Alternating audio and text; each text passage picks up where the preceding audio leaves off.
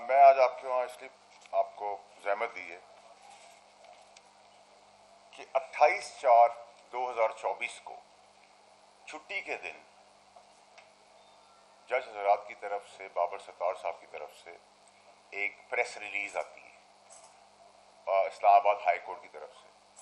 बहुत अच्छी बात है, मैंने डिमांड की थी 28 से पहले, मेहरबानी है उनकी, उन्होंने जवाब दिया।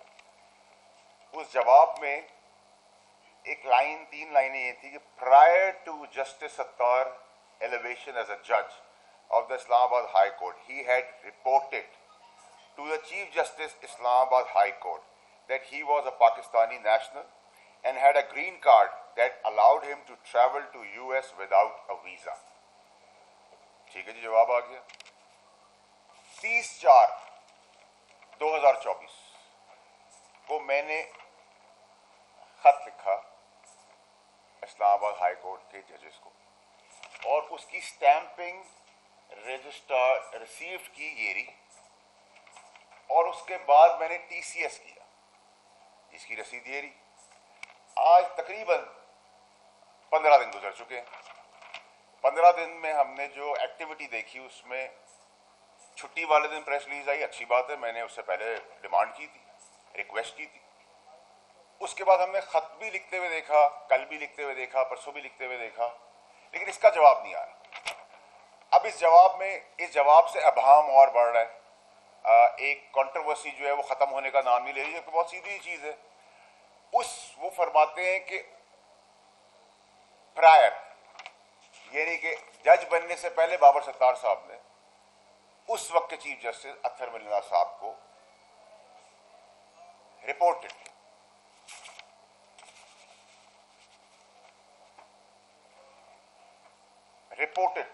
का वर्ड यूज किया गया।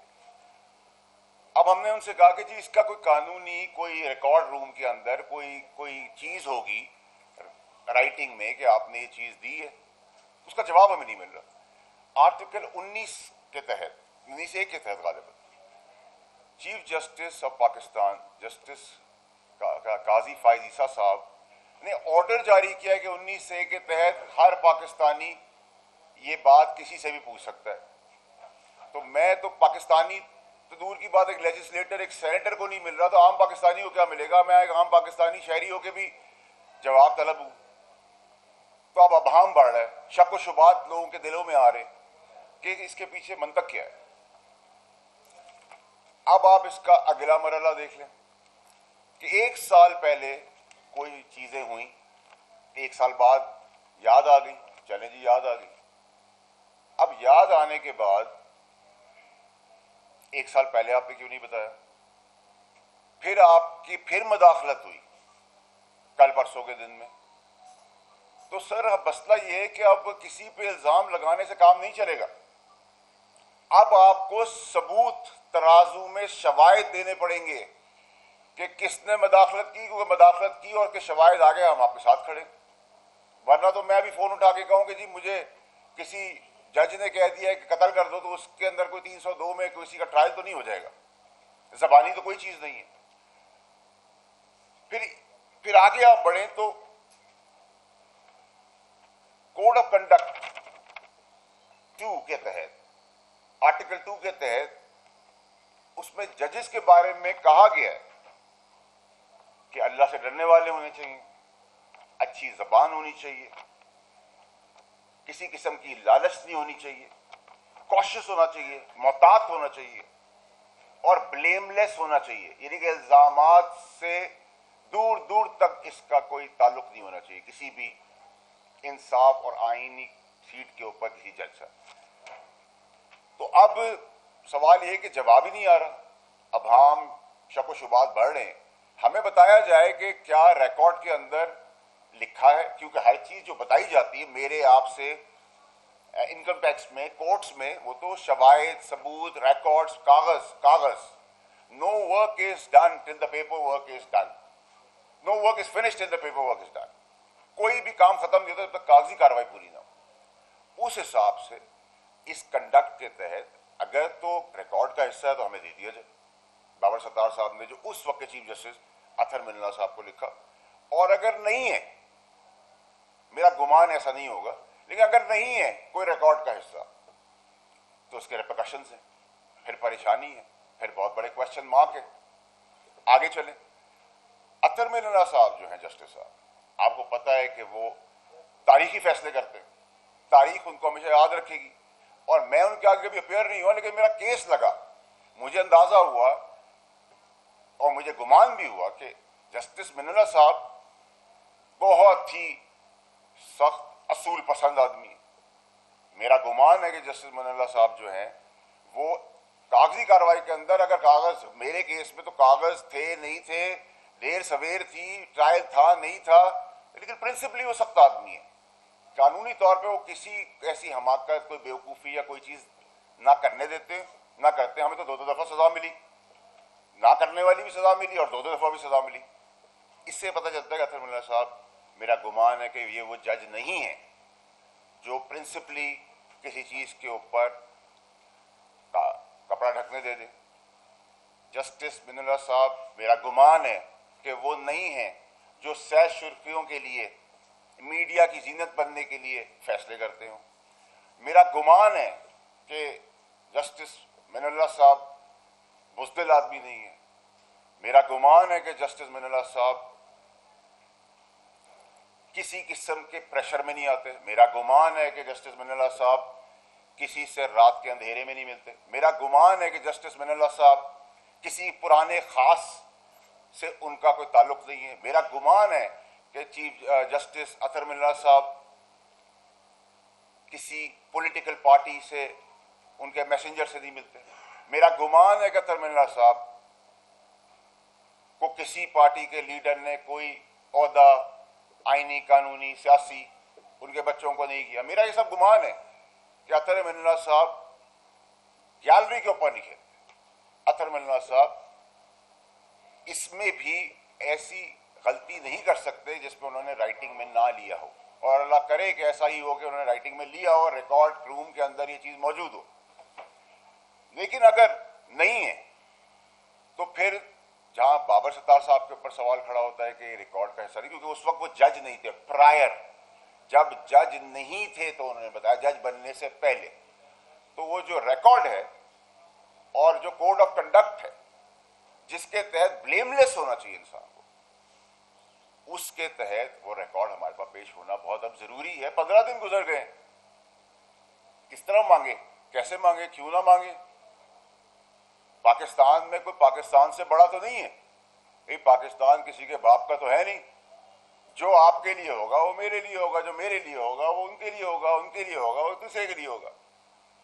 अब आ जाए जो मुद्दा चल रहा है, आपने सोशल मीडिया के ऊपर नोटिस लिया, बिल्कुल नहीं होना चाहिए।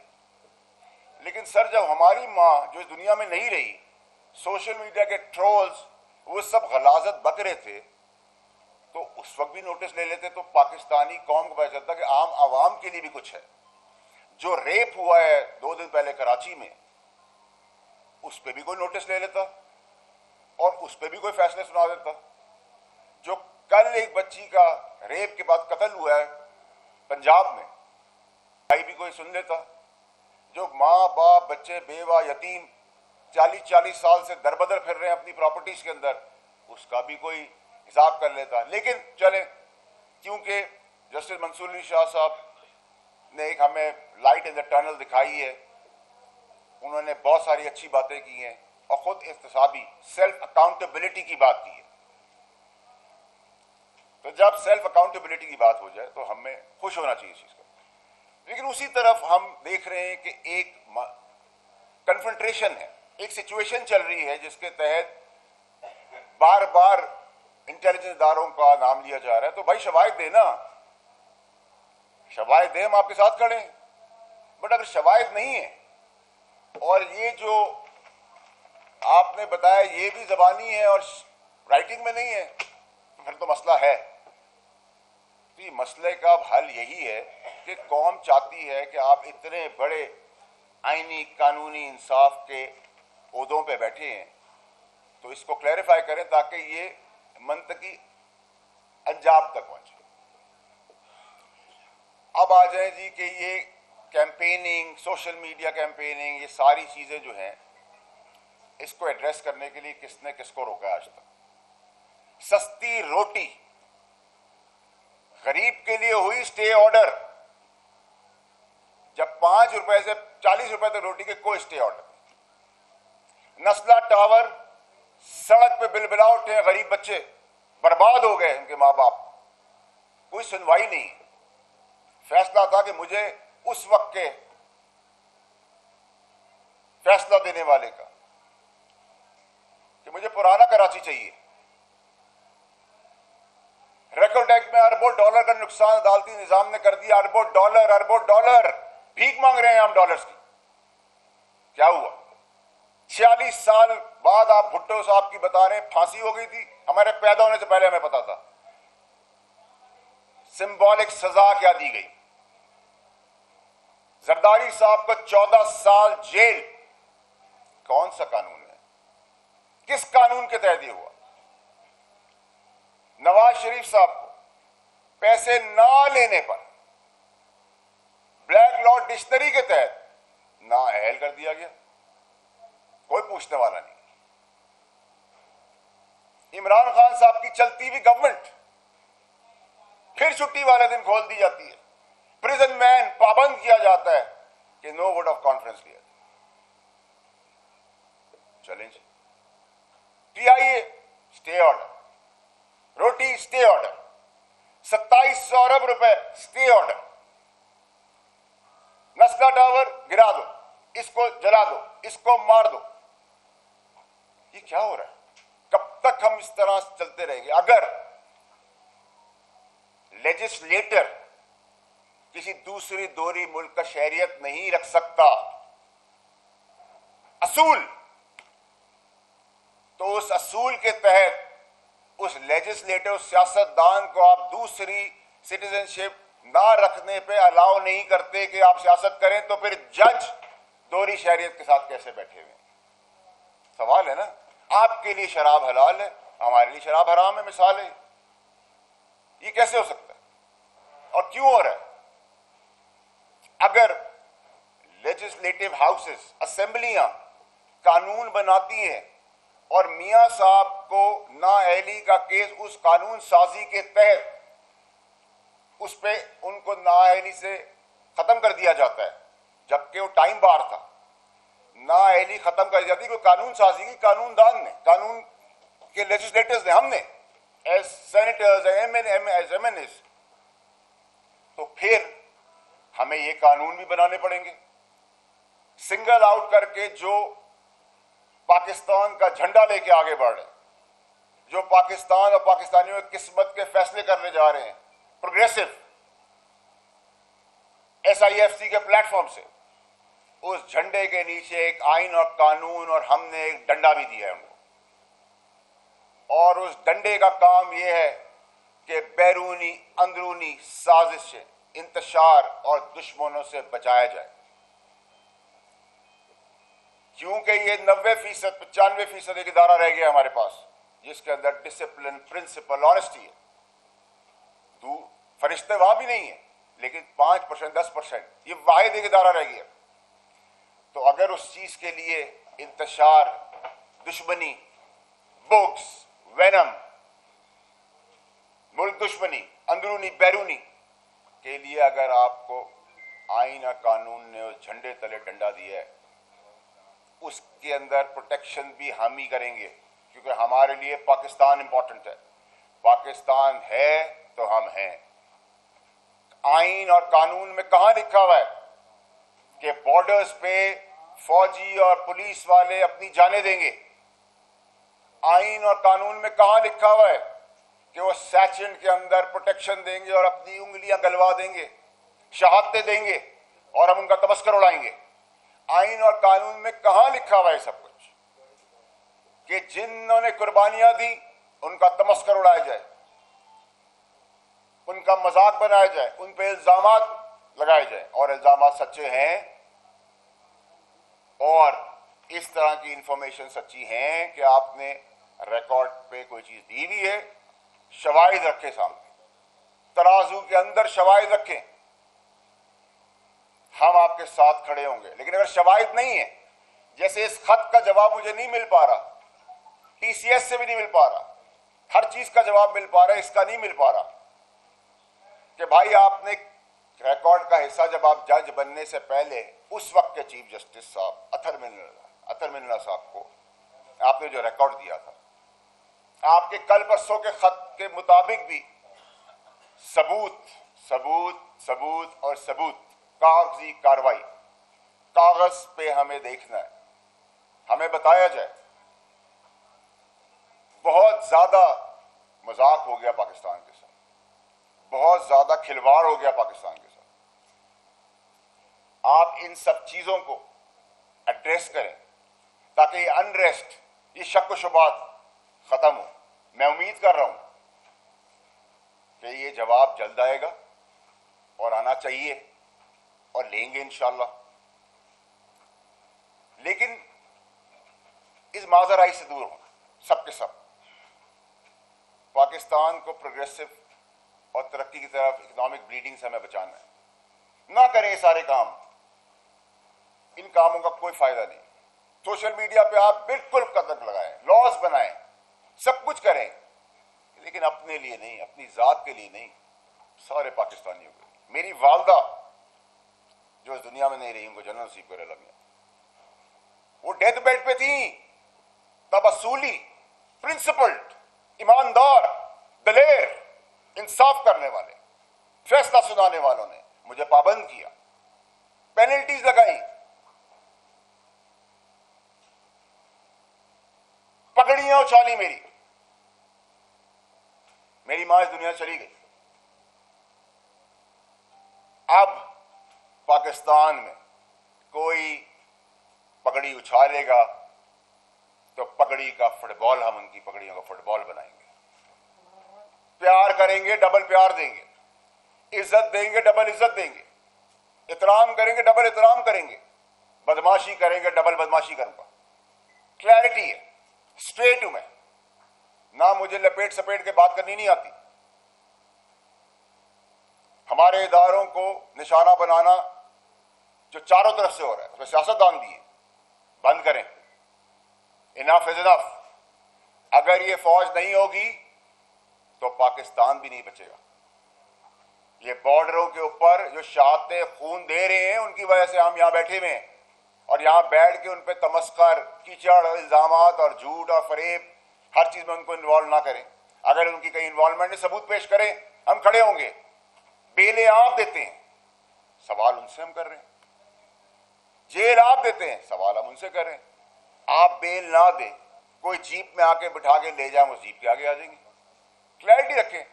उसने कहा, पर्दों के पीछे बैठ के बात ना करें, खुल के आगे आगे बात करें। मैं जानता हूं, बहुत कुछ समझता हूं, बहुत सारे राज हैं,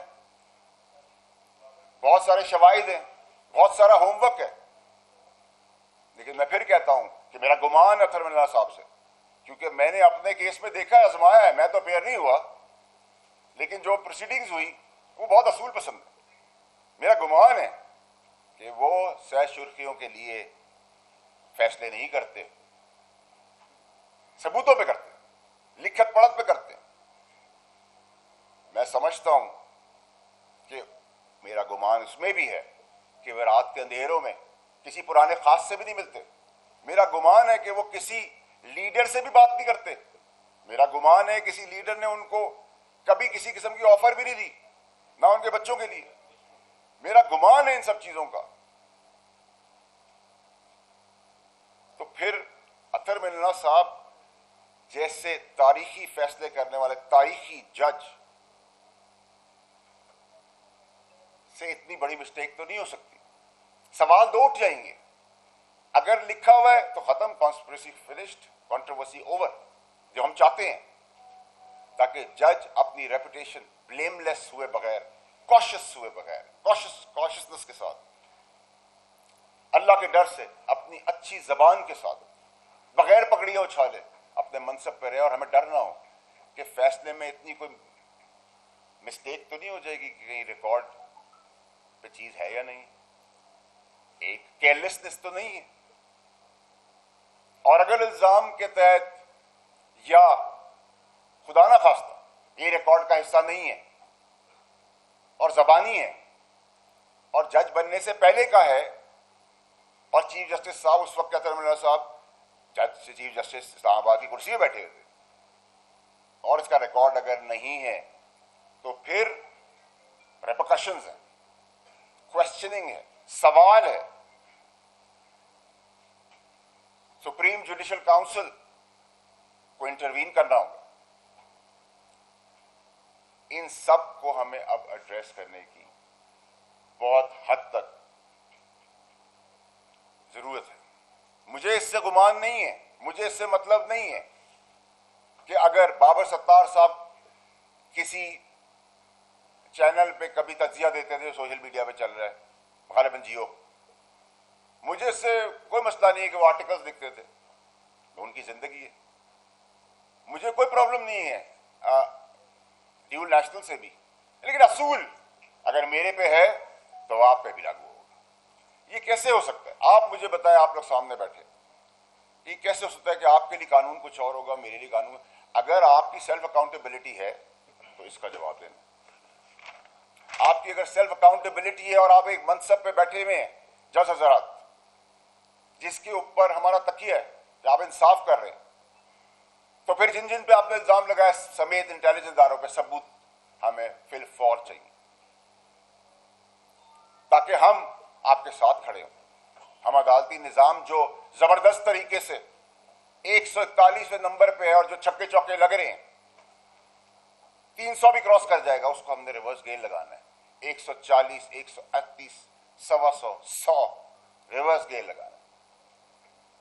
उन लोगों के केसेस का फैसला करें जो जस्टिस मंसूर अली शाह साहब ने हमें बताया। मैं जस्टिस मंसूर अली शाह साहब के सामने पेश हुआ, जस्टिस आयशा मलिक साहिबा के सामने पेश हुआ, जस्टिस चीफ जस्टिस बंदयाल साहब के सामने पेश हुआ। मैं खुदा की कसम खा के आपको कहता हूं अपनी, कि आप जब ऐसे लोग, ऐसे जज हजरात के सामने बैठते तो आपका सीना इतना बढ़ जाता है। उनके कलम में इतनी ताकत होती है कि वो आपकी जिंदगी के फैसले कर देते हैं, कर सकते हैं, सही या गलत। लेकिन जिस तरीके से वो आपसे बात करते हैं, जिस तरीके से फलदार तरफ झुक के बात करते हैं, फर्म होते हैं, पगड़ी नहीं उछालते, कानून पे बात करते हैं, सह सुर्खियों का फिक्र नहीं करते, रात के अंधेरे में नहीं मिलते, अपने आप को बिकने के लिए तैयार नहीं करते कि मेरे जैसा आदमी जो प्रिपेयर्ड ना हो वो जाए, उससे एक कदम बोला जाए, मैं 10 कदम आगे बढ़ जाऊं। यही काम है सजा और जजा की कुर्सी में बैठने वालों का, कि जब सजा हो तो सजा से जब बंदा बाहर निकले तो ये सोचे मेरे साथ इंसाफ हो। यहां ये डर ना हो कि अगर मुझे कोई लाइक नहीं करता, मुझे कोई पसंद नहीं करता, मेरा केस मेरिट पे होगा, तब भी अपनी पसंद नापसंदीदगी के ऊपर फैसला कर देगा। इन सब चीजों को प्लीज एड्रेस करें। इन सब चीजों को अब बहुत देर हो गई, प्लीज मुझे इन सब चीजों का जवाब 19A के तहत जो चीफ जस्टिस साहब, जस्टिस काजी फाइज ईसा साहब के ऑर्डर के मुताबिक है। और मैं आखिर में उन 2 मीडिया हाउसेस को भी बताना चाहता हूं कि वो दिन चले गए जब आप 2 आइन और कानून के ठेकेदारों को मिला के सियासतदान और दीगर को उठाते बिठाते थे। अल्लाह का शुक्र है, मैं अब आपको बताऊंगा कि उठाना बिठाना, उल्टा करके लिटाना किसको कहते हैं। पगड़ियां आप कोई नहीं उछाल सकता, प्रोपेगेंडा मंफी इंतशार कोई नहीं फैला सकता। Thank you very much.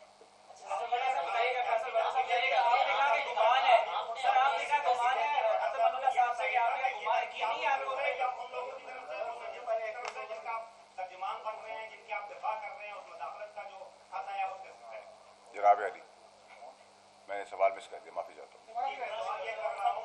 आपने भरपूर दफा किया है इंटेलिजेंस एजेंसियों का जिनके ऊपर मुदाखलत का इल्जाम जजेस ने लगाया है, तो अभी आपने साथ में पगड़ियों फुटबॉल बनाने की धमकी भी दे दी है। ये धमकी आपकी तरफ से समझी जाए बतौर तर्जुमान या उनकी तरफ से समझी जाए? देखिए जी, अगर आप जो सवाल कर रहे हैं आपके साथ भी नाजायज होगा या जायज होगा, खड़े होंगे ना हमने तो, मैंने तो, आपको किसने कहा? मेरे वालिद साहब ने आपको आके कहा है कि मैं तर्जुमान हूँ किसी का। मैं तो एक सेनेटर हूँ, लेजिस्लेटर हूँ, कानून बनाता हूँ, कानून की तशरीह भी कराऊंगा, कानून को इम्प्लीमेंट भी कराऊंगा। अगर मेरे बनाए हुए कानून पे मियाँ साहब की नाअहली कानून दान की वजह से चेंज हो जाती है, मैंने तो इतराज़ नहीं किया ना, कानून था। तो अगर कानून प्रोटेक्शन देने के लिए बनेगा, जो पाकिस्तान का झंडा लेके आगे चल रहे हैं, चाहे वो आप हो, पुलिस वाला हो, मैं हूँ, मेरा भाई हो, मैंने तो किसी का आपको नहीं कहा। किसने आपको कह दिया कि मैं तर्जुमान हूँ? या आप उस तरह मुझे ले जाना चाह रहे हैं कि मैं तर्जुमान ही कर रहा हूँ? ना मैंने कोई धमकी दी है। मैंने आपसे कहा आप मुझे गाली देंगे तो मैं आपको 2 गाली दूंगा। आप मुझे प्यार करेंगे, मैं आपको डबल प्यार करूंगा। आप मुझे बदमाशी करेंगे, मैं डबल बदमाशी करूंगा। मैं तो अभी भी आपसे कह रहा हूँ, मैं आपसे भी यही कह रहा हूँ। मेरी इसमें कोई जाती नहीं है। मैं तो पाकिस्तान की बात कर रहा हूँ। अगर आपके लिए शराब हराम है तो मेरे लिए हलाल नहीं हो सकती, इसमें मुगासता भी नहीं है। आपने कहा कि आयत के तहत आयत में कहीं नहीं लिखा कि फौज बॉर्डर पे जाने देगी या सियासी में उंगलियां चढ़वाएगी। इसलिए बता दें आयत के तहत फौज की जिम्मेदारियां क्या हैं, और इसलिए कि क्या आयत इस बात की इजाजत देता है फौज या किसी भी हमशहरी को कि वो लोगों के बेडरूम तक में झांके? देखिए, बहुत अच्छा आपका सवाल है। और देखिए, प्राइवेसी इंटरवीन करना किसी का हक नहीं है। कोई ना कोई इदारा कर सकता है, ना मैं कर सकता, ना आप कर सकते, ना कोई और कर सकता है। कंडेम करते हैं इसको। सोशल मीडिया में जो कैंपेनिंग हो रही है, कंडेम करते हैं इसको। लेकिन सर, आपके ऊपर बात आएगी तो आप नोटिस ले लेंगे, मेरे ऊपर बात आएगी तो नोटिस नहीं होगा। मेरी भी तो माँ दुनिया में नहीं है। मेरे लिए भी कर लेते, किसी और के लिए कर लेते। जिनके बच्चे रेप हुए हैं उनके लिए कर लें, जो सिसक के मर रहे हैं उनके लिए कर लें। रोटी सस्ती हुई है तो मुझे आपको शायद फर्क ना पड़ता, अल्लाह का एहसान है हम पर। लेकिन जिनको अगर 1 रोटी की जगह 2 रोटी मिल रही है तो उसमें स्टे ऑर्डर तो ना देना। आपने अपनी प्रेस कॉन्फ्रेंस में कहा कि हमारी पगड़ियां उछालेंगे तो हम आपकी डबल पगड़ियां उछालेंगे जी। बाबर सिद्दार ने तो एजेंसीज का जिक्र किया है कि एजेंसीज ये सब कर रही हैं, मुदाखलत कर रही हैं। आप कह रहे हैं हमारे ऊपर, तो आप एजेंसीज की नुमाइंदगी कर रहे हैं। मैंने इंडिविजुअल आपको जमात की, मैं आपको, मेरे ख्याल से शायद मेरी उर्दू में इतनी क्लैरिटी नहीं है, आपको शायद लग रहा होगा मैं फ्रेंच में बात कर रहा हूँ। मैंने ये कहा कि आप समेत आपके, अगर आप मेरी पगड़ी उछालेंगे, मैं आपके पगड़ी का फुटबॉल बना दूंगा। इसमें इन जनरल सबके लिए, इन जनरल एट लार्ज सबके लिए, कोई मीडिया हाउस, कोई लीक्स, कोई डिक्लेयर्ड, अनडिक्लेयर्ड, कोई जज, कोई फौजी, कोई पुलिस वाला, कोई ब्यूरोक्रेट, कोई मीडिया, कोई बिजनेसमैन पगड़ी नहीं उछलेंगे, ना उनकी ना हमारी। आपने कहा कि अकबर साहब के वाले से बड़ी चीजें लिस्ट गिनवाई और कहा गुमान है, क्या आपको उन पर यकीन, आपको उन पर यकीन नहीं है? दूसरा, दुबई लीक्स के हवाले से आपने 2 दिन पहले हमनबी के प्रोग्राम में कहा कि एक नॉन लीक्स के दस का आने लगा था, क्या आपको पहले दिन? देखिए, आज जो है मैं फोकस इसके हूँ, मेरे ख्याल से वो जो तहलका और तहलके को हल्के में जो बदल दिया, वो तहलका तो नहीं रहा, हल्का रहा, जो भी है, और उसका तसलसल कुछ भी नहीं है। और अगर आपने यहाँ मिसाल के तौर पे पीटीवी का बोर्ड लगा हुआ है, अब आप कहें ओह 60 ममालिक ने पीटीवी निकाल दिया, तो भाई पीटीवी का बोर्ड लगा था, अंधे को भी नजर आ रहा है। अगर मैंने कोई चीज डिक्लेयर की तो आपने निकाल लिया, तो मेरी डिक्लेरेशन से डिक्लेयर जो मैंने कागज दिया, कागज जो कागज में लिख दिया वो आपने बता दिया। तो लेकिन इसकी कॉनेटेशन और इसकी सारी गेम जो है, वो गेम मैं कल आपके सामने एक्सपोज कर चुका हूँ। क्लियर नहीं? आप कानून बनाते हैं और आप इंप्लीमेंट भी करवाएंगे। आपने कहा जो मुझे धमकी देगा मैं उसे धमकी दूंगा, क्या ये कानून की खिलाफवर्जी नहीं है? अदालतें हैं हमारे सिस्टम में। मैंने कहीं भी धमकी का लफ्ज नहीं कहा। मैं बड़ी, आपने कहा पगड़ियां उछालूंगा, आपने कहा उल्टा नहीं जाऊंगा। नहीं, मैंने, आप गलत देखिए मेरे भाई, मेरी रिक्वेस्ट है, मैं आपको बता रहा हूँ ना, मैं अपनी बात से नहीं हट रहा। मैंने ये कहा कि आप मुझसे प्यार से बात करेंगे, मैं आपसे डबल प्यार करूंगा। आप मुझसे एहतराम से बात करेंगे, मैं डबल एहतराम करूंगा। आप मुझे इज्जत देंगे, मैं आपको डबल इज्जत दूंगा। आप मुझसे बदमाशी करेंगे, मैं अपनी वसात में डबल बदमाशी करूंगा। अब आप बदमाशी करेंगे तो जब आप गैर कानूनी चार्ज आएंगे तो मैं उस वक्त जवाब दूंगा कि मैं कानूनी बदमाशी करता हूँ, मैं मॉरल बदमाशी करता हूँ। स्पेसिफिक ना पकड़े ना, इन जनरल एट लार्ज जो इशू है उसकी तरफ रहे। जिससे साहब आपको गुमान है कि वो किसी किस्म का ऐसा स्टेप नहीं उठा सकते, वो इंसाफ के साथ जो है इंसाफ के तमाम तकाजे पूरे कर रहे हैं। आखिर इसके पीछे ये जो सब हो रहा है इतने अरसे से, इसके पीछे है कौन? ये बड़ा जबरदस्त सवाल किया, खुश कर दिया आपने आज प्रेस कॉन्फ्रेंस में सवाल में। यही तो ढूंढ रहे हैं कि ये कौन सा एक इंतशारी टोला है जो मुल्क को सब मिलकर, इसमें एक नहीं है, इसमें 2 नहीं है, इसमें एक कंसोशियम है जो ये इंतशारी टोला लेके पाकिस्तान को इस जगह पर जा रहा है इसीलिए तो मैं आपके साथ प्रेस कॉन्फ्रेंस कर रहा हूं कि आप सब हम सबको मिलकर खड़े होकर, अब हमें ये नहीं सोचना कि आपके घर में या मेरे घर में आपके घर में कोई मसला होगा तो मेरी आपकी माँ बहन बेटी मेरी माँ बहन बेटी होगी, मेरे मुखालिफ भी होंगे तो मैं आपके साथ खड़ा हूँ। आप पीपल्स पार्टी का कुछ होगा तो मैं उनके साथ खड़ा हूँ, पीटीआई के साथ खड़ा होगा, मैं साथ खड़ा हूँ। इसका मतलब है कि आपके डिफरेंसेस अपनी जगह पे, लेकिन माँ बहन बेटी या सैंक्टिटी उसके ऊपर कोई कॉम्प्रोमाइज नहीं होगा। ये नहीं हो सकता कि आप मेरे मुखालिफ हैं या आप मेरे साथ हैं।